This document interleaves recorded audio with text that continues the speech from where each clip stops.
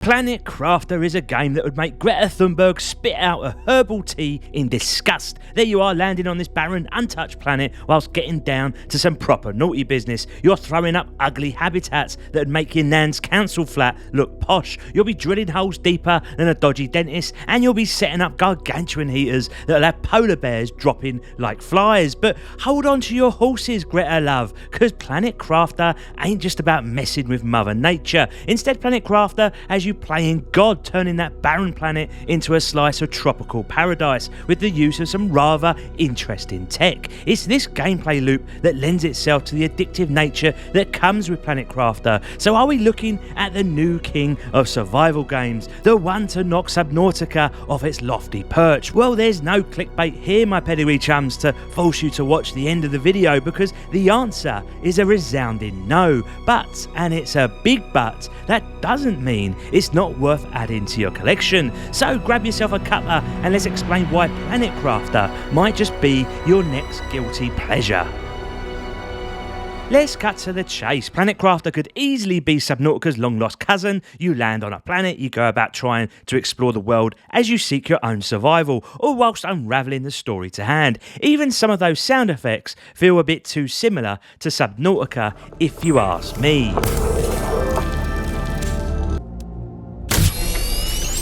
They say imitation is the sincerest form of flattery, of course, but let's give credit where it's due, because Planet Crafter ain't just a cheap knockoff. Instead, it's got its own tricks up its sleeves, enough to strut around the bar without falling flat on its arse. So survival's the name of the game, with oxygen being the main challenge to your survival. The early game's a bit of a pain, if I'm being honest, with you scrounging around for scraps to cobble together to do some basic builds or upgrade your character with larger oxygen tanks, just so that you can travel further. What I rate though is how this game doesn't just flog you a never-ending line of tool upgrades. Instead, it's all about beefing up your pad with the latest gizmos. Then there's the magic act, terraforming the planet to turn it from the Bronx into the Maldives. Here we have three traits to consider: pressure, heat, oxygen. Start pumping those three elements into this dead planet and watch it spruce up before your very eyes as red skies turn blue, where an empty atmosphere fills to fluffy clouds. Eventually, you're sitting pretty in your own little tropical world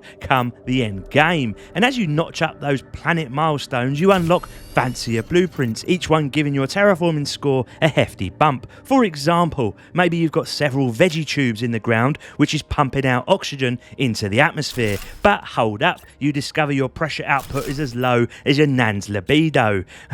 Then you clock you're missing nuclear power, and suddenly your fancy upgrades are as useless as a nun at an orgy, because they're all gasping for juice but you got none to give. It's a balancing act, working out the best strategy to balancing your base power with its demands. It's an addictive and highly satisfying part of the gameplay that kept pushing me through, as more unlocks only meant making my base more attractive. But here's where the rubber meets the road with Planet Crafter, and not in a good way. The pacing is all over the shop. I mentioned the slow start, right? Might be enough to send a few of you packing before the party's even started. Then all of a sudden, it's like the game throws a lottery win and you're unlocking 4 or 5 things at once. The tech tree itself ain't half bad. It's got some nice upgrades that are genuinely useful, but it does feel a bit disorganised the way some of them get linked to certain milestones. And while we're having a moan here, let's talk about the real kicker that relegates the Planet Crafter to be in the shadow of Subnautica, and that is around its risk factor. Subnautica had you scared stiff, diving deep with a Titan-built submarine while something big and slippery was stalking you in the dark. Like a dirty night out on the town, of course. Planet Crafter is like a walk in the park. No beasties, no baddies. If you cock it up and die, so bloody what? You pop right back at your base like nothing happened, which is a minor inconvenience. Once you wrap your head around the fact that this game's more chilled, you might find it soothing. But if you're after a bit of excitement, something to really test your mettle, then this ain't your game, lads. I'll be blunt, if you head out to explore with 3 lots of food, 3 lots of water and 3 oxygen tanks, then you ain't dying, because you'll discover more along the way anyway. This game then is about as challenging as finding a pint in a brewery. Now, for the grand unveiling of the full 1.0 release, Planet Crafter's been doled up with a bunch of fresh updates, and I've been around the block with this one since beta, so I've seen the changes firsthand, and for the most part, they are all positive. The headliner here is the introduction of co-op for up to a whopping 10 players. Now, mostly it's smooth sailing. I won't lie though, I did have a bit of a hiccup with some connection issues and the occasional stutter, but nothing to write home about. It does what it says on the tin. But here's an issue for you. With so many people crafting the planet, you whiz through the game like a rat up a drain pipe. I haven't done the math to check if they've upped materials needed when you've got a full crew, but my gut is telling me something is amiss here, as I seem to steamroll this in co-op versus single player. And sure, it's a bit of fun with your mates, but I question, is it really necessary? There's no real banter to crack you up, no spine-chilling moments to make you jump out of your seat, and hardly any need to put your heads together on what to build next, because it's all pretty straightforward. The game then is lacking in what I would call co-op friendly tasks. Don't get me wrong, I'm all for having the choice to team up, but I can't shake the feeling that maybe,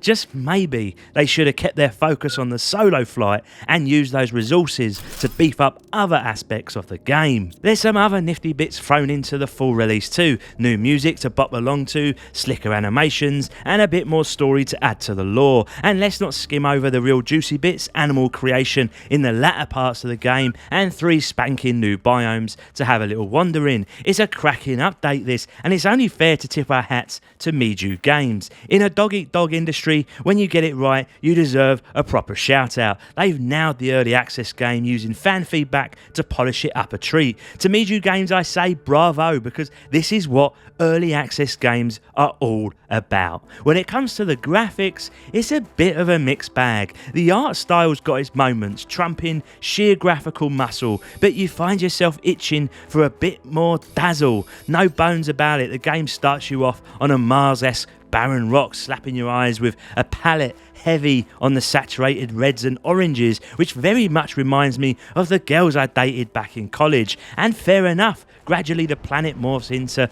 lush blues and greens as you play God with what's around you. Night skies are a treat, what with massive planets doing the slow waltz overhead and meteor showers chuck it down with sparks and bangs. It's got a bit of theatre to it, which is much needed in Planet Crafter. The raw materials you're mining, from silicon to aluminium or aluminum to keep my American cousins happy, they are all represented well enough. But there is always a feeling that everything here is a bit transactional. You've paid your cash and the game's coughed up the graphics. No more, no less. It's all very serviceable, but it doesn't make you sit back and go, blimey, that's gorgeous. Underneath it all, things are just a little bit rough. And that rough comes through no more than in the landscape design. It's like the devs went on a bit of a bender and snorted a load of cocaine off their protractors. There's an overkill of angular bits, making the terrain look like it's been carved with a blunt axe. Every now and then you'll be greeted to these sharp edges as you toddle across the landscape. And here's my biggest gripe of all, same as it was during the beta. The way minerals are scattered throughout the place, it's a bit of an eyesore, like sprinkling candy on a big pile of shit. It would have been a better move to mould those minerals into proper ore veins that give you a hearty chunk of resources, but one that make you work that little bit harder to find them. Here, it's like a candy shop, as you just suck up resources Sasha Grey style. Now you'll come across crash ships that you get to poke around in, and the interiors, they're a bit on the janky side, truth be told. Could have done with a bit of mood lighting to spruce things up to add some much needed atmosphere and immersion. They're lacking that lived in feel, missing out on effects you would expect, like dust motes or a bit of grime to show that they've seen better days. It all feels a bit staged, like everything's just been plonked there for you to go find, like you stumbled onto an escape room with carefully curated clues. Add in some pop-in and even the odd stutter, even on my 4090, and you feel a target got missed here. So yeah, I could badger on about the graphics till the cows come home, but you get the picture. It does the job, no two ways about it, but it doesn't pull you in. There's no intrigue, no real immersion. It's a far cry from something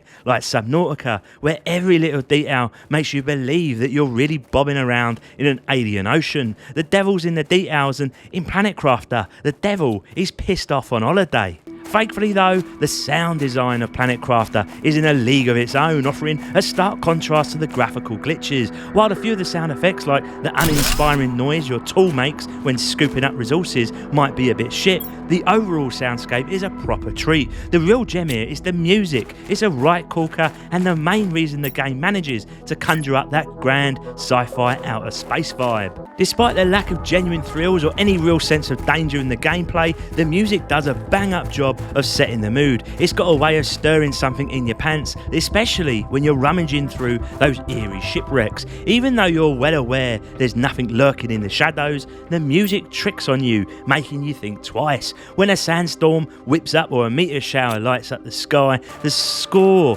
syncs up beautifully, enhancing that spectacle. The way the music subtly shifts as you enter a new biome, swelling up just as you start to explore it, is another subtle but notable enhancement. Big kudos to the sound team then. They've brought a rich atmosphere to the game. Sound without doubt is one of Planet Crafter's standout features, giving life to the world in a way that the visual elements sometimes fall short of. You'll find loads of reviews out there and they'll all hook you in with that cheeky clickbait chucking Subnautica in their title, because let's be honest, that's the comparison everyone's gagging to make, and I make no apologies for being a hypocrite and doing exactly the same. But let's clear the air. Planet Crafter ain't the Subnautica Slayer, which is a right shame, because with a few more bells and whistles, it could have been. Even with its issues though, Planet Crafter still manages to nail an addictive gameplay loop. The landscape around you doesn't just change, it evolves, tossing new challenges your way as it goes. It boasts a top-notch building system, a solid co-op mode, and the sound absolutely knocks it out the park. Saying Planet Crafter is living in Subnautica's shadow